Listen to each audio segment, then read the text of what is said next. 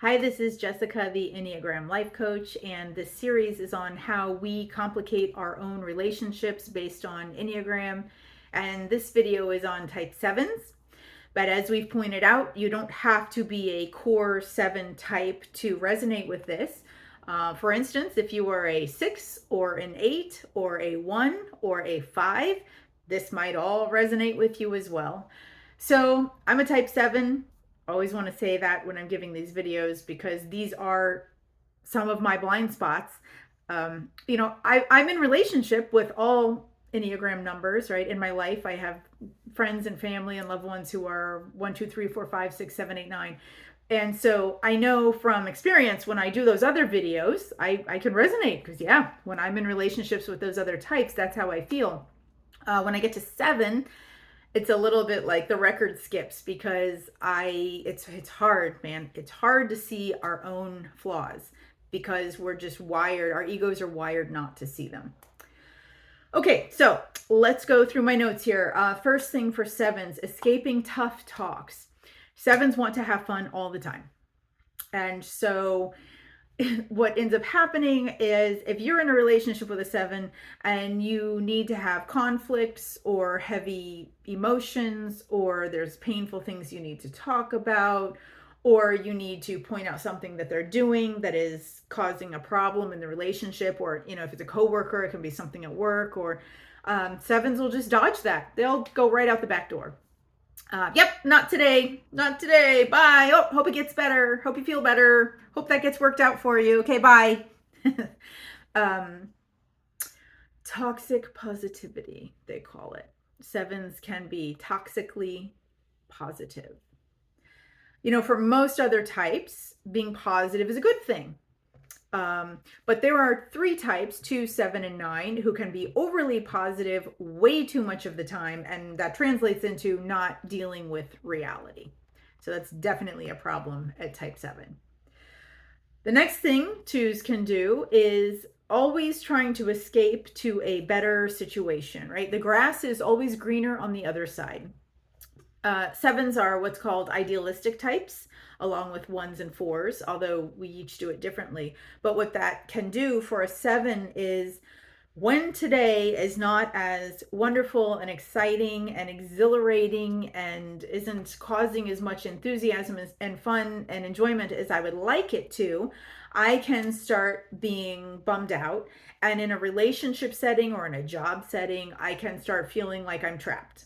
And 7s are terrified, we're fear types, of being trapped in a situation that is not ideal. And no situation is ideal, right? See that? That's a problem. So the way that can look in a relationship is a friendship or I think for me, this would happen more in a partnership.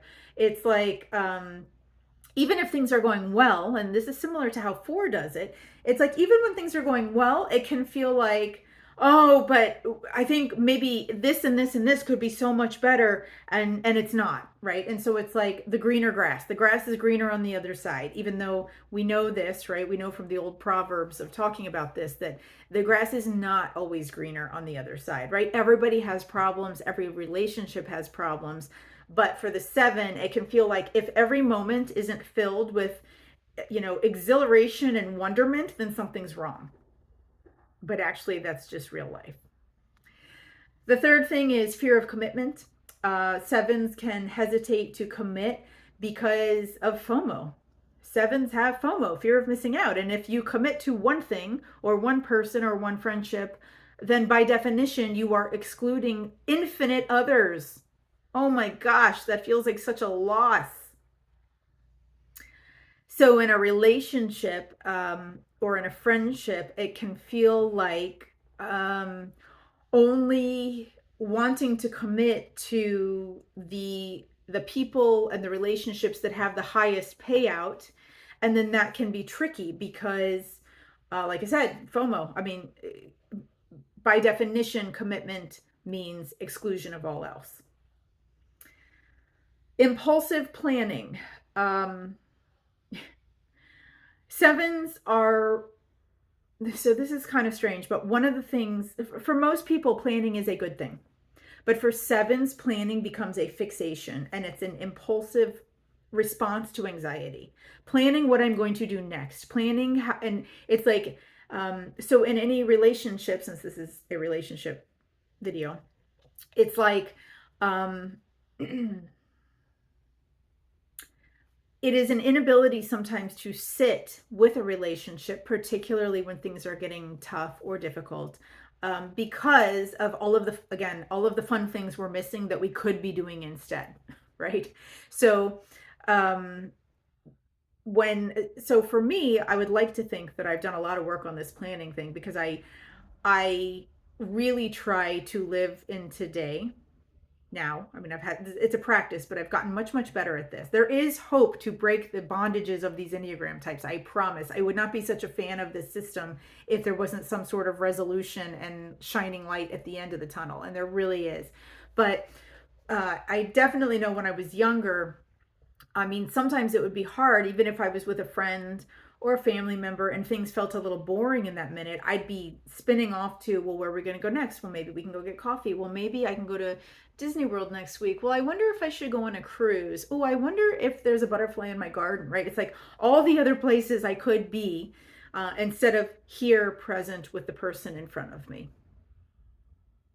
right? Not on my phone, not thinking and planning, but right here with the person in front of me. Kind of similar to how it feels in a relationship with a 3, where it feels like nobody's home. It can feel that way with a 7 when they're not present, because they can be doing 100 other things and not focusing on the relationship because they're planning all the other things. And finally, not doing boring things or not doing hard things. So because 7s have this false narrative that all of life, every minute of every day should be wonderful and delightful and magnificent, it feels like some of the things like doctor's appointments or paying your credit cards off. Oh, I did that today. When I do that though, like I have to give myself a reward on the other side of it, right? Taking out the garbage, cleaning the pool filter. Oh my gosh, ironing. Okay, well, here's the thing. That's life, right? 7, like, hey, that's life.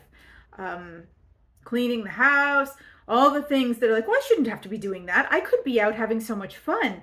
Okay, but in life and in relationships, and especially in my primary relationship, right?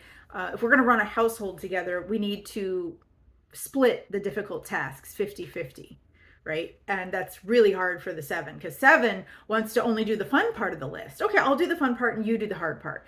And that doesn't work. So making your partners or your friends do all the hard stuff in the relationships, all the not fun stuff, not cool, 7s. Let's stop doing that. Let's ask them how we can help them and share the burden. And with friends, I think it looks something like, it's not so much household tasks, but it's like, again, it's like maintenance parts of friendships or things that just need to be done from time to time. Housekeeping in a friendship, so to speak, can be left to the other person and be their burden. And 7s would make their relationships better if they would offer and ask how they can help the other person with those things. All right, thanks for watching. We have 2 more videos left in this series. I'll see you in the next one. Please like and subscribe.